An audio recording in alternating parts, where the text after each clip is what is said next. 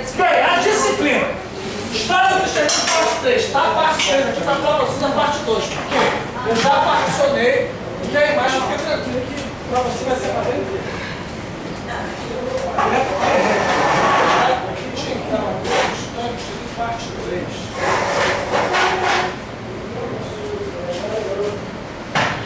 Vamos lá. A história da religião cristã, parte 3, começa no final da sombria Idade Média, com a decadência do papado, o humanismo, o iluminismo e a renascença. Mudam a arte, a filosofia e a ciência. A pré-reforma, a reforma dos reformadores e a contra-reforma, do pentecostalismo aos neopentecostais de hoje.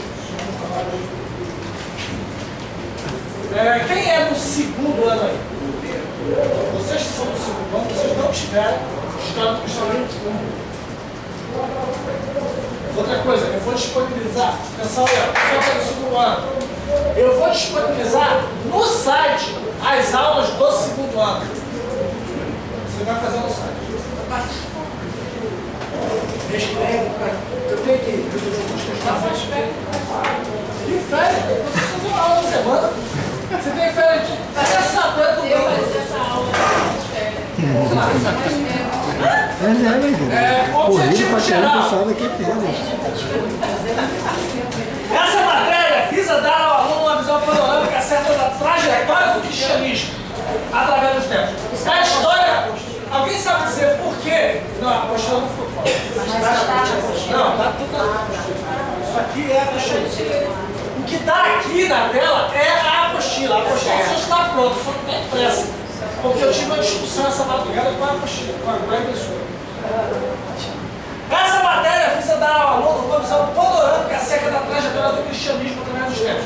Alguém sabe me dizer por que história do cristianismo e não história da igreja? É a mesma coisa? Hã? Alguém tem alguma dica? Pode falar. É o seguinte. Hã? Não, é o seguinte. História da igreja é uma coisa, história do cristianismo é outra. A história da igreja está contida dentro da história do cristianismo. Pega lá, Zé. Olha ali,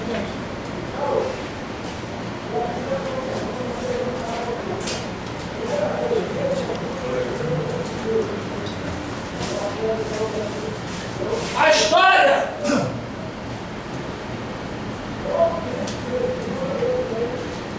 da igreja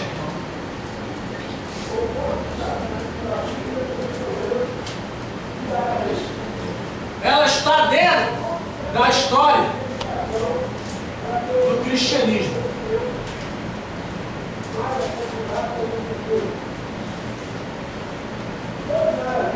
A história do cristianismo é algo maior. Entendeu isso? Porque quando eu falo da história da igreja, eu vou focar só a igreja, e aí eu vou ter que dizer qual delas. Porque tem a igreja católica, tem a igreja anglicana, tem a igreja ortodoxa, tem a igreja evangélica. E mesmo dentro da igreja evangélica tem a igreja pentecostal e a igreja tradicional. Agora, quando eu falo de outra coisa, eu falo de história da igreja, eu estou me relacionando só com a igreja, dentro das quatro paredes. Agora, quando eu falo de história do cristianismo, isso abrange o mundo todo. Tudo o que aconteceu no mundo envolvendo o cristianismo. Entendeu? E aí a história da igreja também está dentro. Só que, conhecendo os principais fatos históricos decorrentes do desenvolvimento do cristianismo a partir da idade moderna e contemporânea, traçando um paralelo entre a história do cristianismo e o teor das cartas enviadas às 7 igrejas da Ásia, contidas no livro do Apocalipse. Ok? O objetivo específico é, no final desse módulo, o aluno deverá ser capaz de citar o nome dos principais reformadores, além de Lutero. Explicar o significado dos cinco solas. Alguém sabe o que é isso? Sola. Não é sola de sapato. São 4 solas. São 5. Esses 5 solas, apelidado assim, é os pilares sobre os quais os reformadores fizeram a reforma protestante. Entendeu? Vamos lá. Identificar o período, a carta correspondente da reforma aos nossos dias e debater sobre as características da igreja nos dias atuais. É o seguinte, vamos lá. Você já sabe, vamos lá. História do cristianismo. Bem, há muitas formas de se contar a história do cristianismo. Entretanto, nós vamos optar por abordar este vasto tema a partir de uma perspectiva bíblica das cartas apocalípticas enviadas às 7 igrejas da Ásia. Deixa eu te explicar. Se a gente mandar cada um contar a história que conhece sobre o cristianismo, cada um vai ter uma história diferente, com detalhes diferentes e, sobretudo, com um foco bem diferenciado. Eu conheço alguns livros que falam da história do cristianismo, e aí vai depender muito do autor, a visão que o autor tem da história. Se esse camarada for evangélico, ele vai contar a história do ponto de vista evangélico, ok? Claro que ele vai meter a marreta nos católicos. Se esse camarada é católico, ele vai contar a história do ponto de vista católico. E aí ele vai meter a marreta nos evangélicos, nos protestantes. Ok? Entenderam isso? Se esse cara for judeu, ele vai meter a marreta nos dois.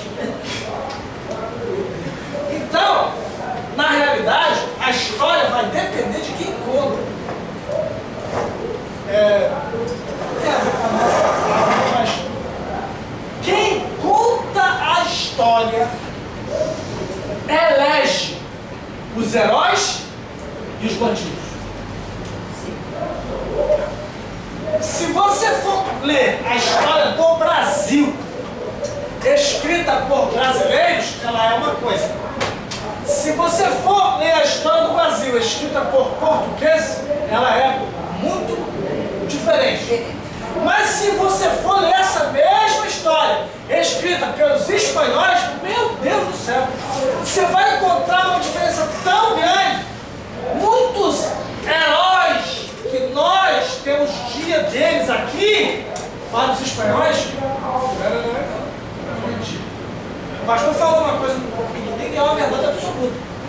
O Brasil foi colonizado por bandidos. A escolha de Portugal veio para cá, porque há um tratado internacional, que toda a terra descoberta, ela tem 50 anos para ser colonizada, senão ela é declarada terra internacional outra vez. E aí quer entrar em razão. E eles tinham que colonizar, mas quem queria sair da Europa, do mundo antigo, civilizado, civilização que se conheceu na época, né? Para o novo mundo, que na época era só mato e doenças. Índio era morte. Ninguém queria. Então, qual é o estado? Obrigar a ir. Como se vai obrigar um fidalgo? Não vai. Não vou. Não. Eu tenho aqui minha casa, minha família. Não vou. Meu negócio. Como fazer com que algum português viesse para cá? Pega as prisões, manda esses miseráveis para lá, enche da vida. Agora, um detalhe, para eles era um jogão. Por quê? Saía de Portugal, bandido chegava aqui lorde, porque representava a coroa. Entenderam isso? Irmãos, há tanta coisa que você não sabe. A gente aprendeu errado tanta coisa. Por exemplo, padres jesuítas, a catequese dos índios, que os padres catequizaram os índios, né? Era mais ou menos assim, ó, a tribo aqui. Tribo do Curamã. Pegava um pajé na tribo. Faz o sinal da cruz. Tupi-Guarani falando, e ele aqui, o português de Portugal, olha a coisa. Vai, não faz não? Não faz não? Tá, atribulhando. Pá! Cortava a mão. A esquerda, né? A esquerda. Agora faz. Senão eu vou cortar a outra. Quem não fazia? Pronto. Tá catequizado. Aí a atriz continha vendo isso. Só com a mão esquerda. Você está entendendo? Como é que funciona? Na base. Isso também aconteceu nos americanos. É muito diferente assim, cara. Lá, isso também aconteceu nos americanos. Eles trouxeram os negros para o sul da América, também fizeram a mesma coisa, do mesmo jeito, até pior. Porque lá era mais, a vacina era muito mais forte.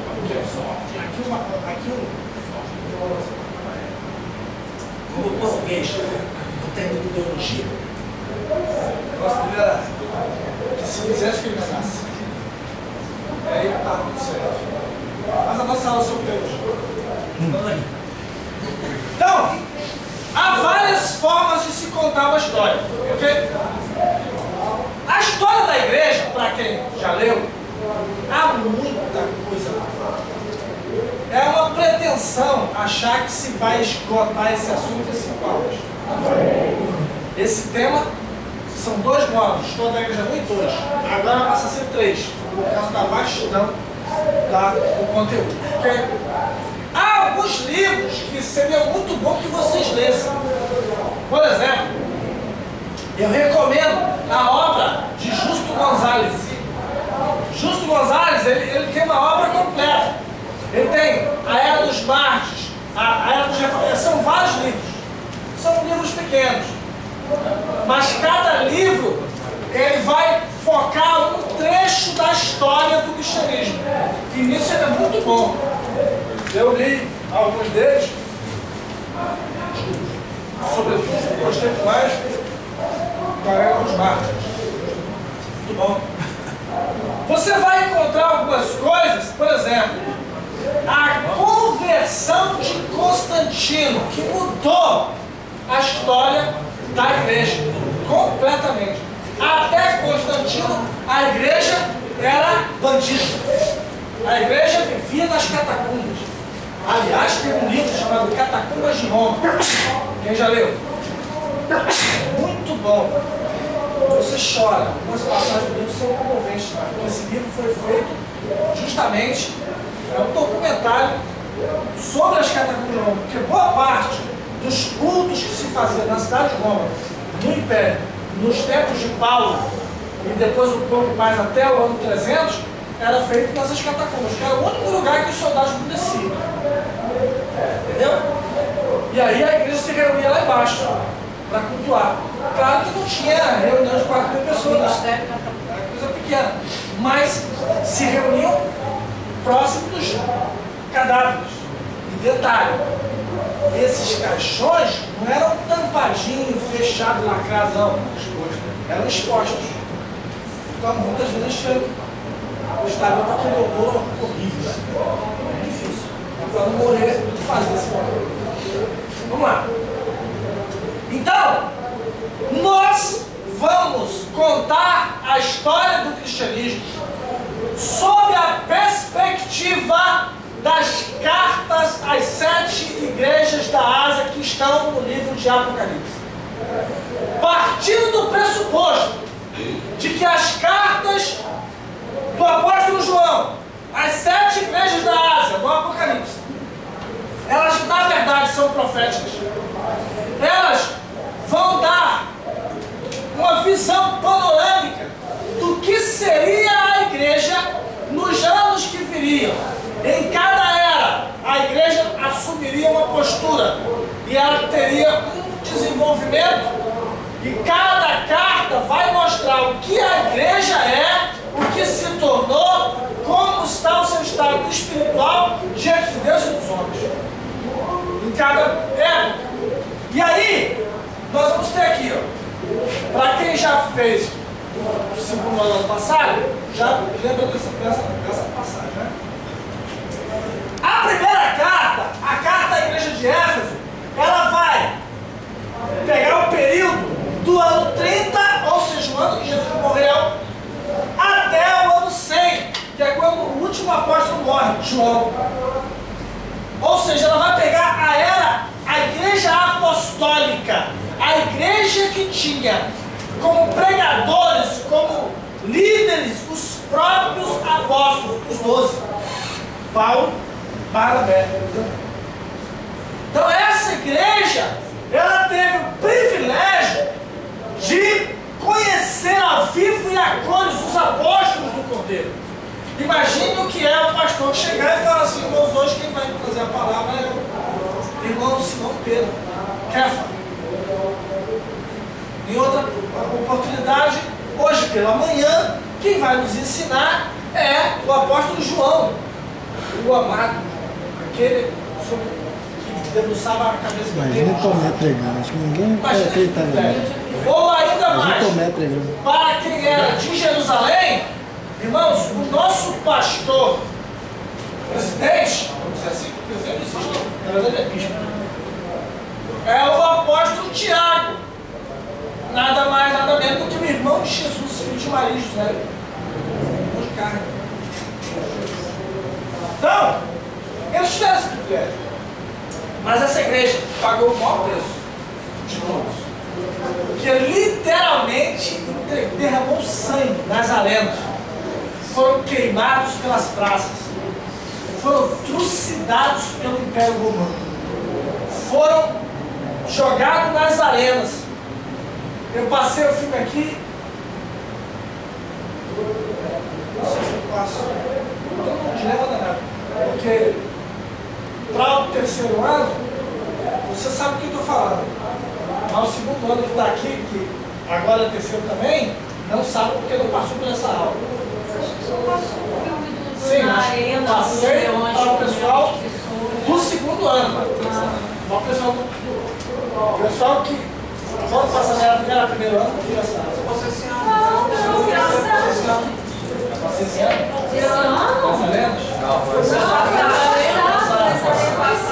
Bom, vamos lá. Deixa eu fazer a pergunta aqui. Vocês querem, porque a gente está conversando agora e não tem um pouquinho de tempo para a gente. Vocês querem que a gente dê uma panorâmica geral, do início ao final, ou que a gente pegue só da sessão de hoje? Se quiser, eu posso redondar, só que a gente vai ser um pouco mais rápido. São dois. Vamos lá. A igreja de Esmirna. Deixa eu voltar aqui. A igreja de Éfeso, ela tem uma questão. Qual? Ela teve o privilégio de ver os apóstolos vivos, os próprios 12. Porém, aliás, quem daqui estava no filme semana passada? Gente, eu amei aquele filme. É difícil. É muito raro gostar de um filme de cunho evangélico. Mas aquele eu amei. Tem algumas coisas erradas? Tem. Acho.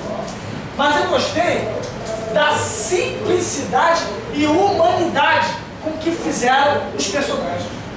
Achei fantástico isso. Barnabé com medo. Pedro desconfiado. Tiago com raiva de todo mundo.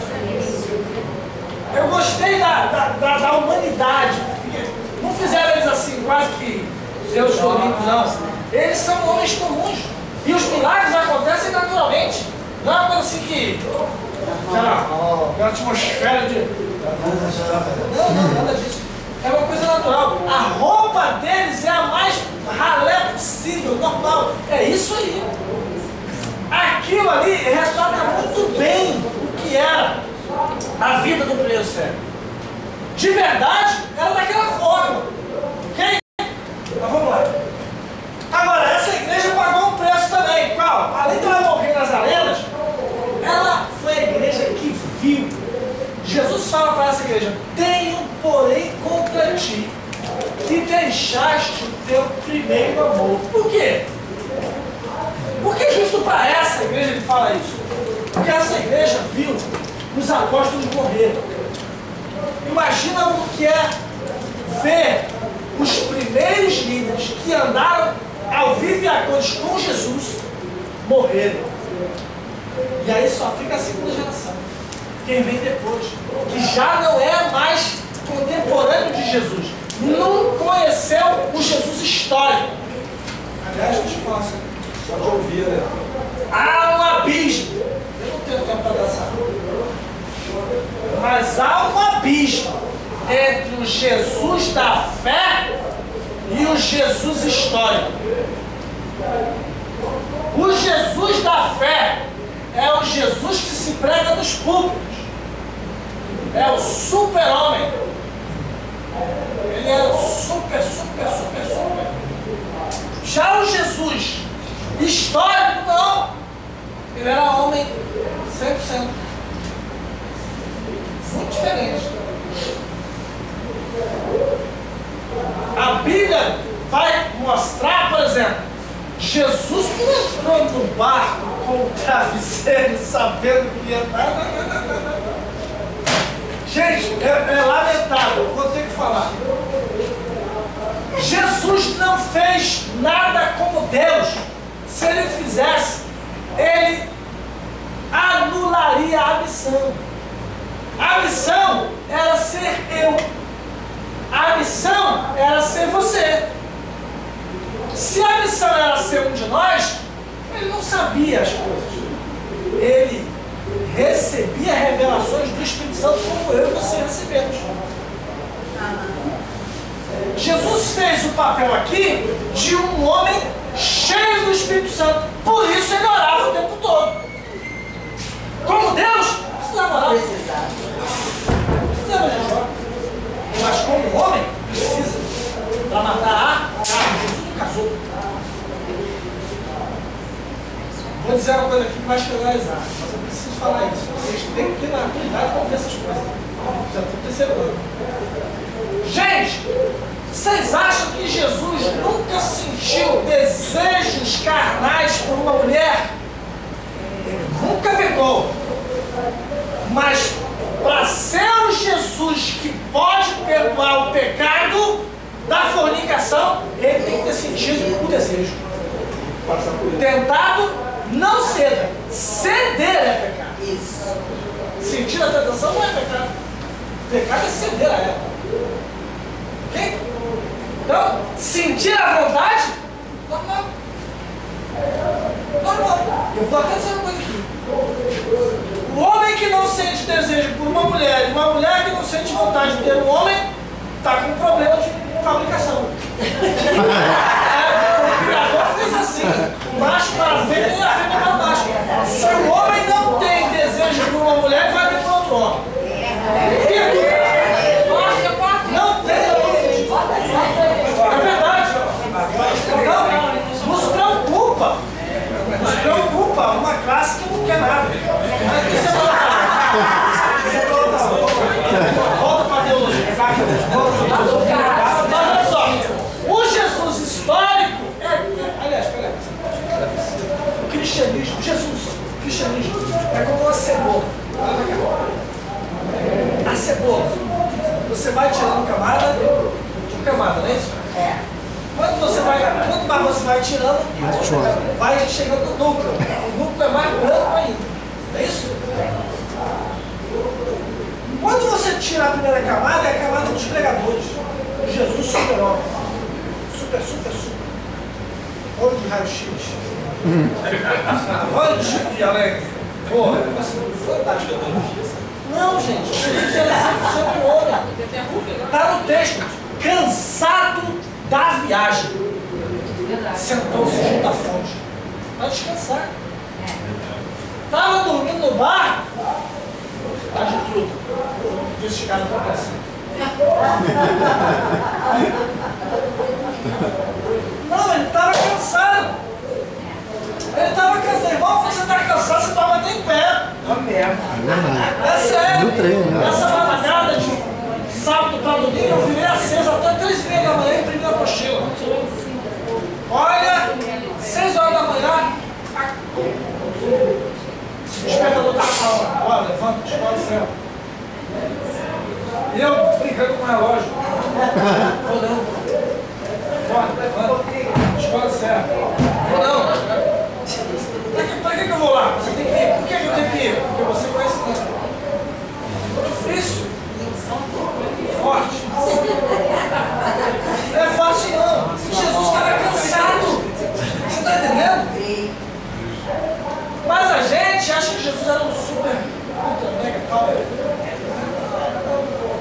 viveu a vida de homem, tinha fome, tinha sede.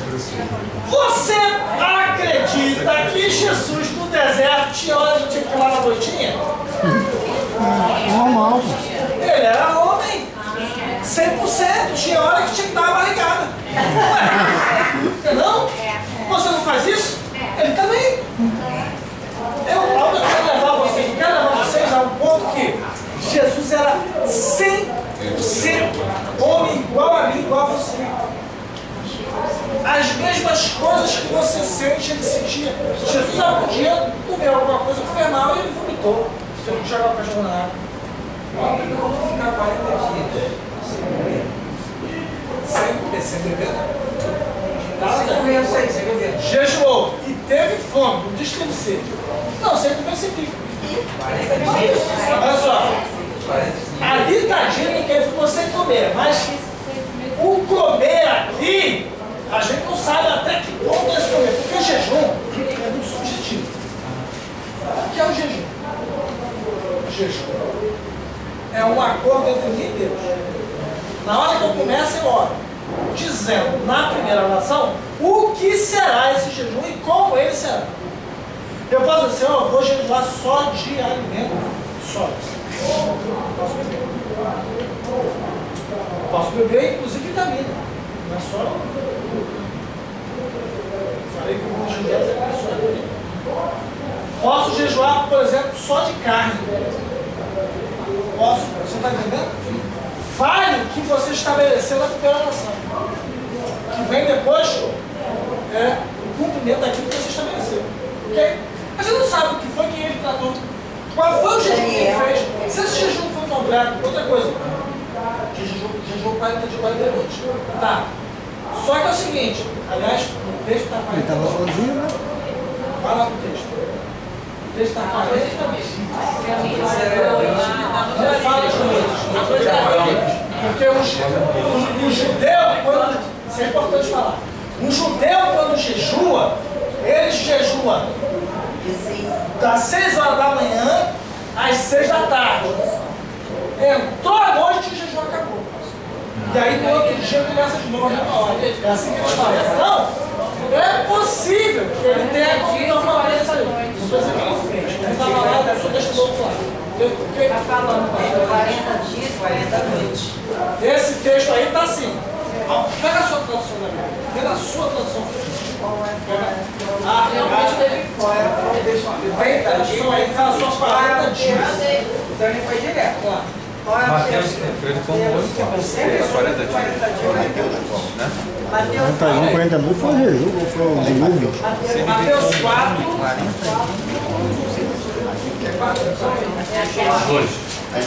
Abre aí, Maria. Veja. Mateus 4.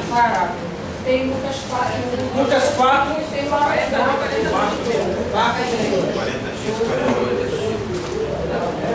Deixa eu fazer uma coisa. Eu vou começar a falar.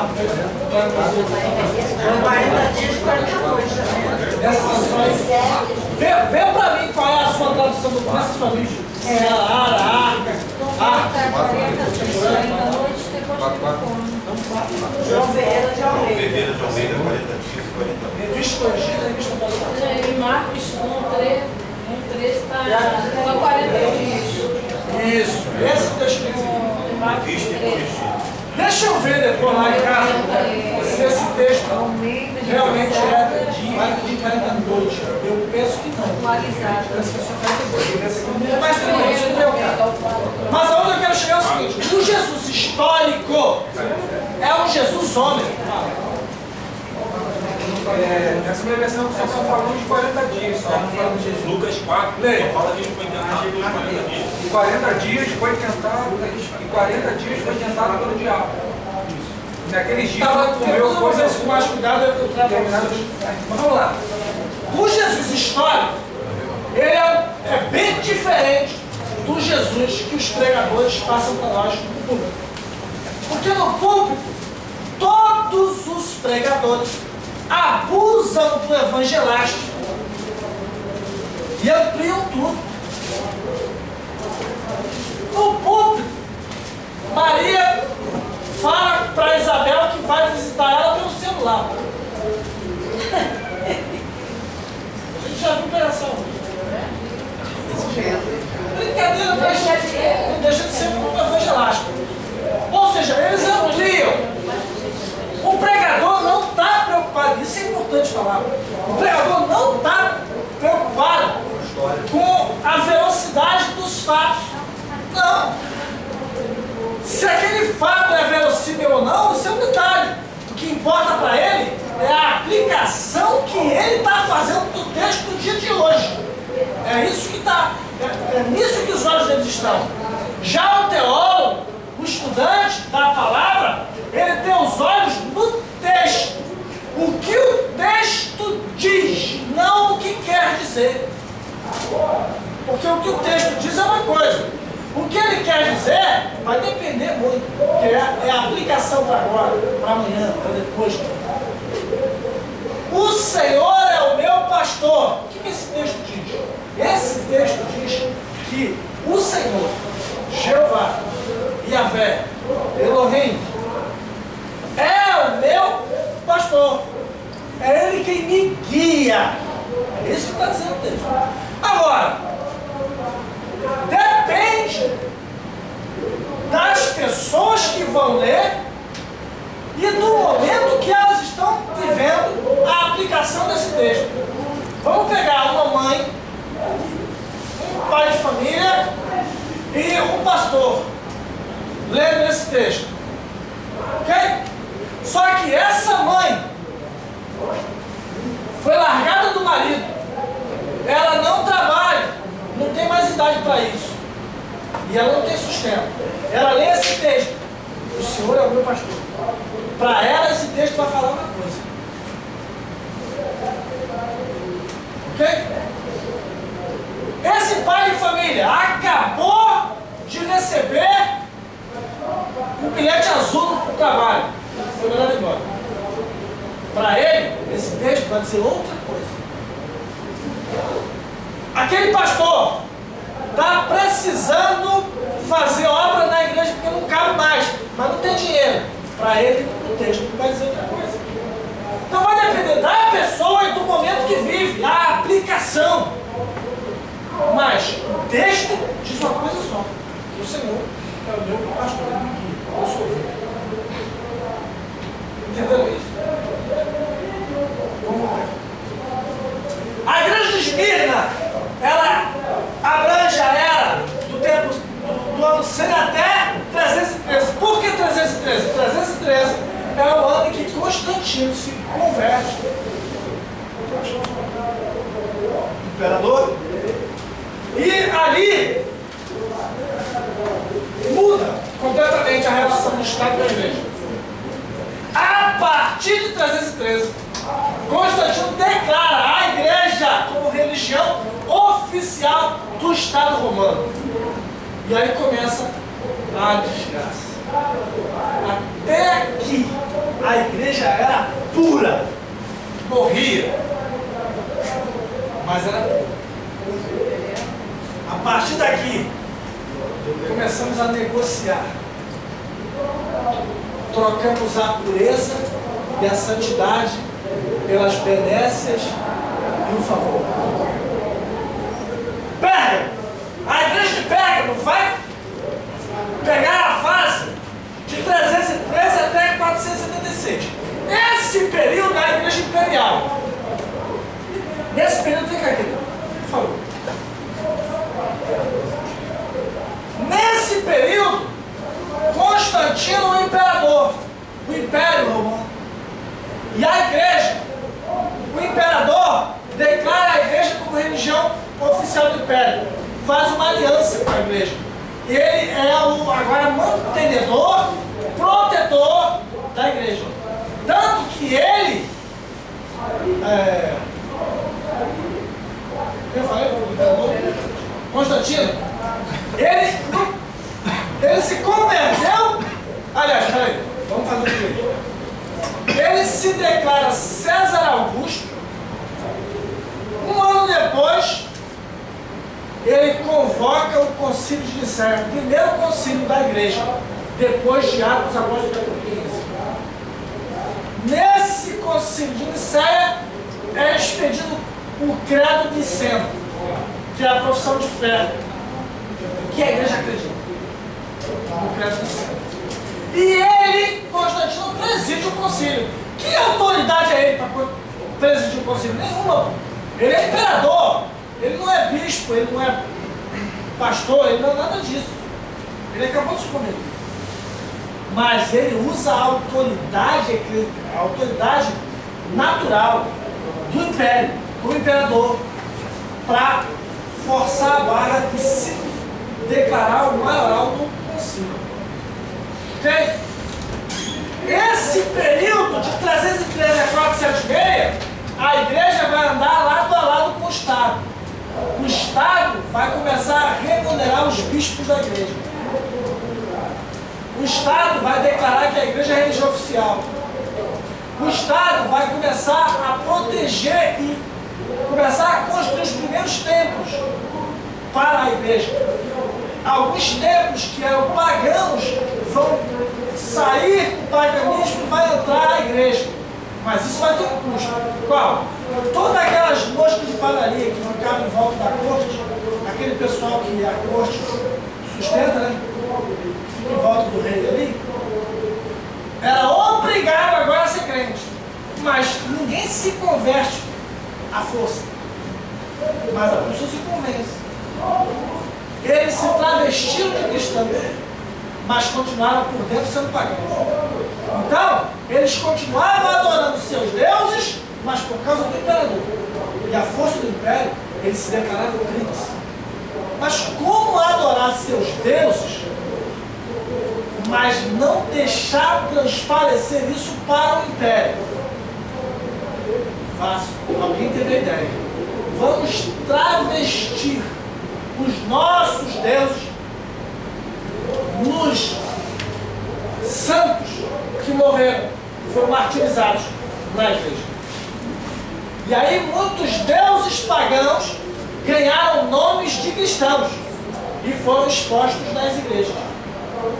No primeiro momento era só com uma admiração, mas foi muito rápido a passagem da admiração para a veneração. E aí a igreja se encheu de santos. E não demorou muito para esses santos tomarem status de deuses. E aí daqui a pouco começaram a fazer milagres já mortos.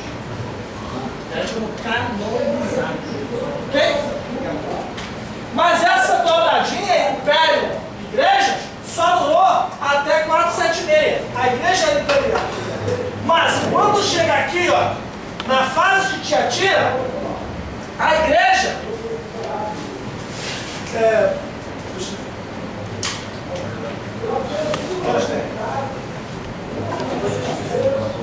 vou falar só isso para a gente fechar e entrar em Tiatira. Constantino foi um gênio. Se ele era crente, não sei.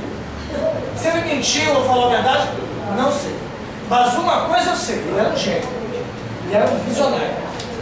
Ele sacou, ele percebeu que o Império Romano, a hegemonia romana, estava no fim. Já não havia mais como sustentar o Império. Ele estava se esfacelando. Os Césares já não tinham mais a força dos Césares do passado. Já não mandavam no mundo todo. Já mandavam só ali no Egito. Ele entendeu e percebeu que a fé era mais forte do que a espada. Dominar alguém através da religião é mais fácil do que através da arma. Alguém pode se negar a fazer o que você ordena com uma arma apontada para a cabeça. Mas se você conseguir convencer o coração de que o que ela vai fazer é a vontade de Deus, acabou. Eu falei aqui no ano passado, vou te repetir de novo. Um bom filme para se ver, para você ver o que é isso, é aquele filme O Livro de Eli. de Denzel Washington. Muito bom. O filme é complicado de entender, mas tem uma parte do filme que é ótima. Ele é cego, e a gente só vai descobrir isso no final do filme. Mas ele não se porta por cego, olha aqui, pelo contrário. Mas ele é cego.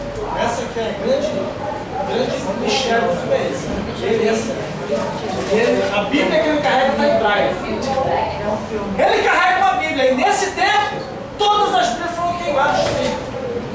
Tem um camarada que tem um vilarejo, que ele é o malvadeza do vilarejo, ele é o bandido novo. O camarada que manda, ele que manda matar e manda viver. E ele é mau. E esse camarada fala, né?